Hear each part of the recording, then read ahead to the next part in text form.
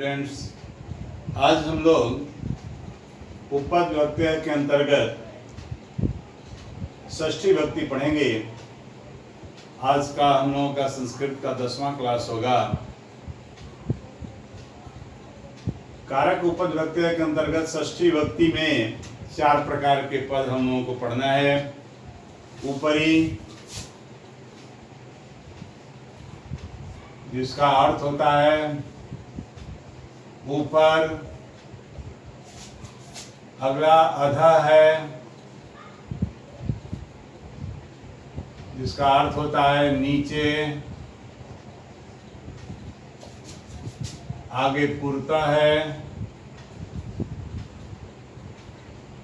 जिसका अर्थ होता है आगे।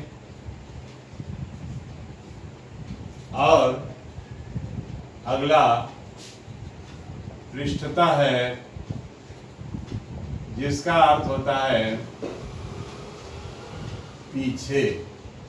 इन चारों पदों को लेकर आज हम लोग उपपद विभक्ति के अंतर्गत षष्ठी विभक्ति पढ़ेंगे। आप ध्यान देंगे।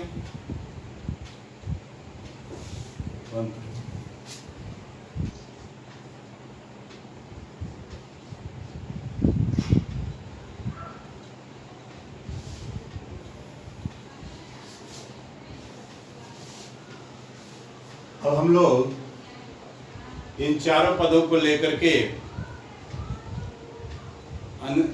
उदाहरण पढ़ेंगे, देखेंगे कि इनका प्रयोग कैसे हो रहा है, किस तरह से विभक्ति का हम लोग प्रयोग कर रहे हैं।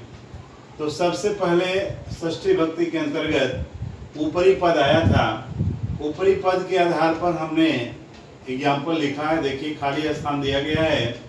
इसमें हम शब्द रखेंगे और उन शब्दों का रूप भरेंगे षष्ठी विभक्ति में। जैसे डैश ऊपरी फलानी संति। हमारा उदाहरण है हिंदी में कि वृक्ष के ऊपर फल हैं। तो वृक्ष के ऊपर फल हैं, ऊपरी के पहले वृक्ष शब्द आया है, वृक्ष के ऊपर हैं, तो वृक्ष में षष्ठी विभक्ति का प्रयोग हम कर देंगे। ये हो जाएगा वृक्षस्य। वृक्षस्य ऊपरी फलानी संति। पुनः दूसरा उदाहरण है अधः। अधः मीन्स नीचे, ऊपर लिखा गया है पेड़ के नीचे लड़के खेलते हैं। यहां भी हमने वृक्ष शब्द का प्रयोग किया है। वृक्षस्य अधः बालका क्रीडन्ति। पेड़ के नीचे लड़के खेलते हैं, तो वृक्ष में षष्ठी विभक्ति का प्रयोग किया गया है। वृक्षस्य अधः बालका क्रीडन्ति। पुनः इसके बाद पुरतः शब्द आया है, जिसका अर्थ होता है सामने या आगे। पुरतः का अर्थ होता है आगे या सामने, ये दोनों अर्थ होता है। तो यहां दिखाएंगे पुरतः मंदिरम अस्ति। जैसे हमारे घर के आगे मंदिर है, घर के सामने मंदिर है, तो गृह शब्द में षष्ठी लगाते हैं। घर के सामने, तो गृह में षष्ठी लगा, गृहस्य हो गया। गृहस्य पुरतः मंदिरम अस्ति। घर के सामने या घर के आगे मंदिर है। अगला उदाहरण है पृष्ठतः का। पृष्ठतः का अर्थ होता है पीछे। जैसे विद्यालय के पीछे वृक्ष लगे हुए हैं, तो उदाहरण दिया गया विद्यालय के पीछे वृक्ष हैं। विद्यालय में षष्ठी का प्रयोग किया गया, तो यहाँ रूप हो गया विद्यालयस्य।